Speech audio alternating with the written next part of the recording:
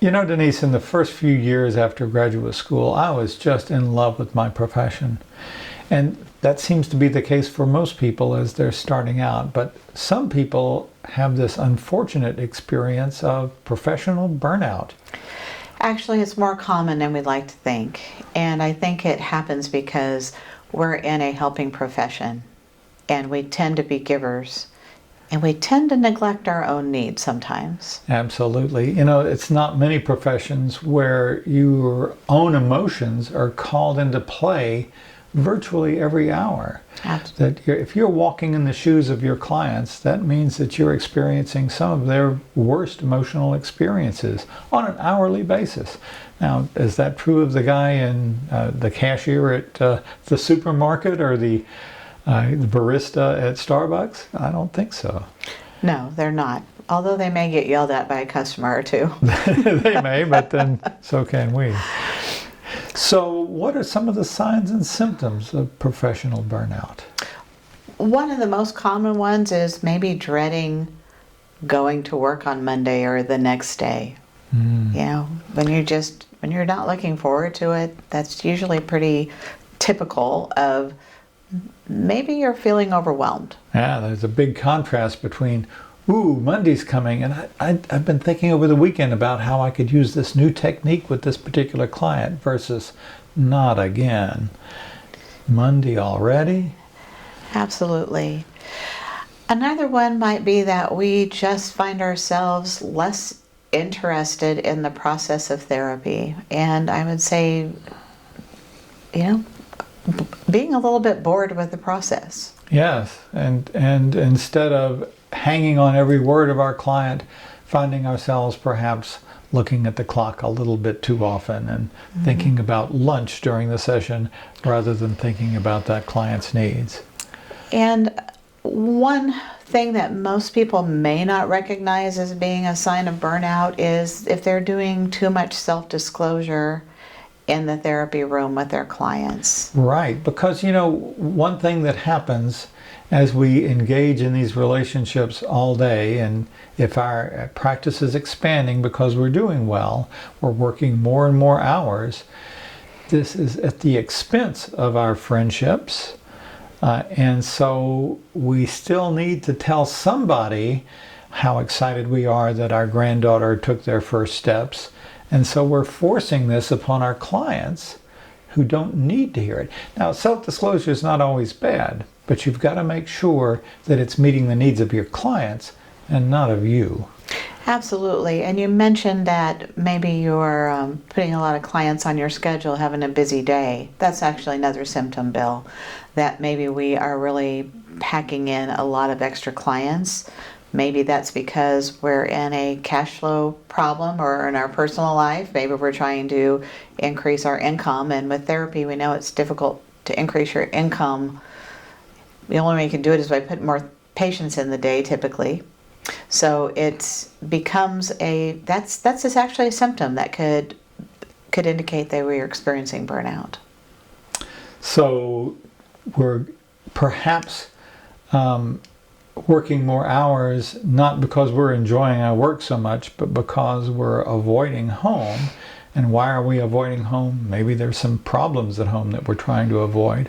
Or maybe it's just this curiously addictive pattern of working more, as a result having less time for friendships, less time for hobbies, less time for diversity, and as a result of not having any interest there, well, we fill in that gap by working more, and it gets worse and worse. We become true workaholics. We do. Another thing I noticed about myself is I had a part of my practice was working with a particular clientele. Yeah. And a lot of them were very difficult, and it took a lot of stamina to work with them. Mm-hmm. And although I enjoyed every single one of them, I was exhausted at the end of the day. Yes. And I found that when I moved, and this particular clientele was no longer it was more of a college age population, so I no longer had that clientele on my schedule as much as I did before, and I found that I enjoyed therapy much more. You're moving from problem to solution there, and I like that. So one solution is, let's increase the diversity of our clients. I know I had the same experience. I worked in a chronic pain clinic for a period of time, and hour after hour of just about the same sort of issues. By the way, issues that I could do nothing about directly. I couldn't fix their backs. Mm-hmm. But hour after hour, the same depression. And by the end of the day, my wrists were rubbing the carpet on the way out of the door. Absolutely. So we're talking about solutions there. I have a dear friend of mine who's a therapist, and one of her solutions is her Friday clients only get to be, quote, fun clients. That's a great solution. And I hope you have a few of those. Absolutely. So that you're starting off the weekend right. You need it. You need a few of those in your life. So, Bill, what are some other solutions that we might advise our listeners to think about? A parallel to diversity in your clients is diversity in your techniques. So maybe it's time to go and learn about that new acceptance and commitment therapy that you've heard so much about. Maybe it's time to take a workshop to get a certificate in XYZ technique that could be useful to some of your clients. Regain that interest that you had when you first left graduate school. Become new again. Absolutely. One of the things that comes to mind is also making sure I have a good network of friends that aren't in the field of therapy. Yeah. And the reason for that is, if I have only friends who are in the field of therapy, that tends to be what we talk about. And unfortunately, there's kind of an element of competition there. You can't be completely self-disclosing with these therapist friends who you're trying to seem very professional with. Whereas if it were just friends with diverse occupations, you could be more candid. Right. And we also want to look at that schedule. If we are doing a lot of extra hours in the week, and maybe we're working, days and nights and Saturdays, we really need to give ourselves more time. Right. And as we're using that time, there's a number of solutions.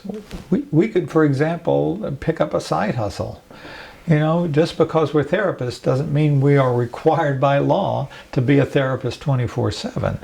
If you have another occupation, even one that only gets you a little bit of money, that can be the diversity in your life that you've been lacking. It absolutely can. Or maybe having a good hobby. Right. And a hobby that brings you around people, a hobby that feeds your soul. Yes. It's an important part. And I think realistically, what are we doing all day? We're sitting in a chair.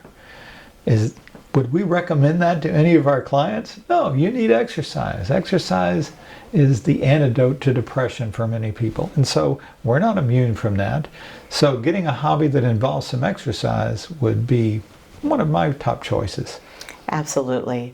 Bill, have you ever had the experience of having talked to clients all day long and you get home and the last thing you want to do is talk? Oh, this has caused some problems in my marriage in the past.